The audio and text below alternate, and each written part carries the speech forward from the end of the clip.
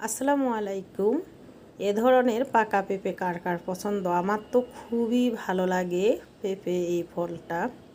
তো কয়েকদিন ধরেই কিন্তু আমি অসুস্থ। আমার হাজব্যান্ড জাম্বুরা, পেঁপে, তারপরে অনেক ফল, আমড়া, আপেল, ওই যে দেশি যে মালটাটা, এটা আবার আমার অনেক ভালো লাগে। দেশি মালটাটা যেটা সবুজ রঙের, প্রচুর মিষ্টি হয়, ভালোই লাগে ওটা খেতে। অতটা খাই না, তবুও কিন্তু পেঁপে ফলটা ভালো লাগে। একেবারে বেশি নরম যেটা, সেটা ভালো লাগে না। এটা উপর থেকে একটু নরম, আর পিছনের দিকটা দেখবেন খোসার যে সাইডটা আমি ছিলে নিয়েছি, ওটা কিন্তু একটু শক্ত টাইপের। এই যে একটু ফ্রিজে রেখে দিলে পলিথিনে মোড়ায়ে দুপুরবেলা বা বিকেলবেলা বের করে কেটে খেলে কিন্তু ভালোই লাগে। আর আমরা ছোটোবেলায় আমাদের বাড়িতে প্রচুর পেঁপে গাছ ছিল, আমার আম্মা লাগিয়েছে।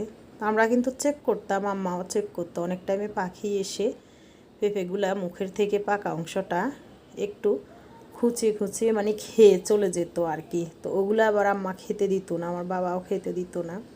আসলে আমাদের ছোটোবেলার সময়টা অনেক সুন্দর ছিল, এখনকার ছেলেমেয়েগুলো তো এগুলো পায় নাই। তা আমরা চেক করতাম যে পেঁপেটা পাকছে কিনা। পরে নিয়ে এসে বোলের ভিতরে পানি নিয়ে আমার দাদু কেটে দিত, ভালোভাবে ধুয়ে খোসা ছাড়িয়ে ভিতরে বিচি ফেলে দিয়ে এরপর আবার ধুয়ে নিত, যেহেতু পেঁপের ভিতরে কষ থাকে। ভালোভাবে ধুয়ে এরপরে লম্বা করে, পুরোপুরি লম্বা লম্বা করে, চিকন চিকন করে কেটে প্লেটের ভিতরে দিত। ওই সময় তার ফ্রিজ ছিল না, প্লেটের ভিতরে দিত, আমরা সবাই মিলে বসে খেতাম। আবার অনেকে ভর্তা খান কিনা পেঁপের জানি না, পেঁপে দিয়ে, তেঁতুল দিয়ে বা কামরাঙ্গা দিয়ে, গাছের যে ভর্তাটা, ফল দিয়ে টক দিয়ে মাখানো হয় পেঁপে দিয়ে, একটু হালকা মিষ্টি, যে পেঁপেগুলো একটু হলুদ হয়, যাদের বাড়িতে কয়েকটা গাছ থাকে, কয়েকদিন পর পরে কিন্তু পেঁপে পাকা ধরে, তো এগুলো কেটে এনে কিন্তু ভর্তা করলে খেতেও ভালো লাগে।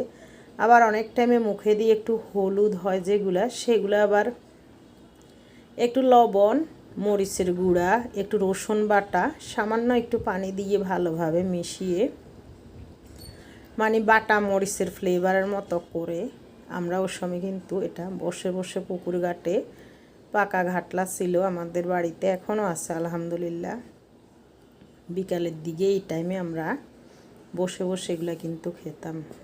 আবার চালতার সিজনে, যে শীত শীত আসতেছে, এই সময় চালতা দিয়ে, পেঁপে দিয়ে, কলার থোড় দিয়ে, সব দিয়ে মাখাইতো, কী যে মজা লাগতো। নতুন ধনিয়া পাতা, কাঁচামরিচ, এগুলা দিয়ে আসলে ওই সময়কার দিনটা খুবই সুন্দর ছিল। এখনকার দিনের ছেলে মেয়েগুলো না শুধু ফাস্টফুডমুখী হয়। তো ভালো থাকবেন, আমার জন্য দোয়া করবেন সবাই। আল্লাহ হাফেজ।